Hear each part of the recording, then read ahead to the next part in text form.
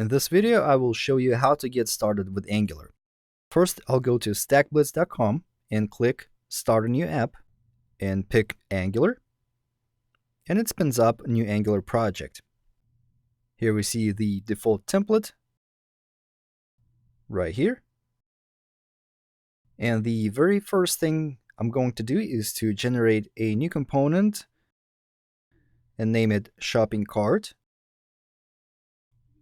And here you see that it has a part that is the main class, like every component in Angular, and it has a template and the style file.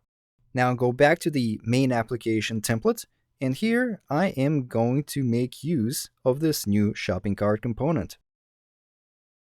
Just like this. And if we look at its template, that's the exact string that we see on the screen. Next, I'm going to declare an array in this new component that will contain a few items. And then I'll go in the template and add this ng4 structural directive and loop over those items and display them in the template using string interpolation, just like this. Next, I'll show you how to use another very important structural directive in Angular, which is ngIf, that allows you to show elements in the template conditionally. So here I'll display this h4 element if there are more than 2 items in the array. And now you see the string.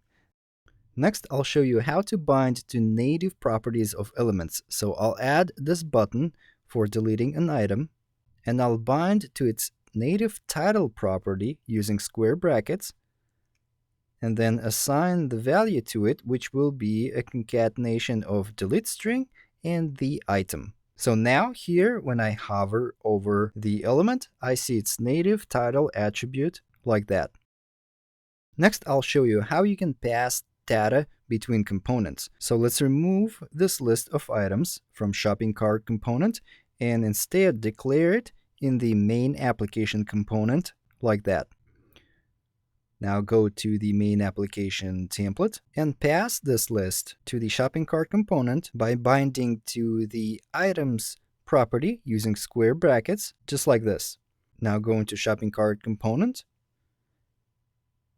import the input decorator, and use it to decorate the items property so that it can actually accept the array of items. And now we can see them displayed once more. Next, I'll show you how you can pass data from shopping cart component to the parent component.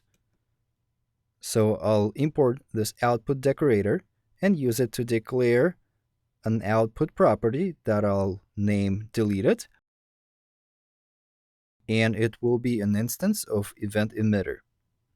Then I'll go to the template and bind to the native click event of the button, and when that happens, I'll call deleted.emit in my output property to emit the name of the item that you want to delete.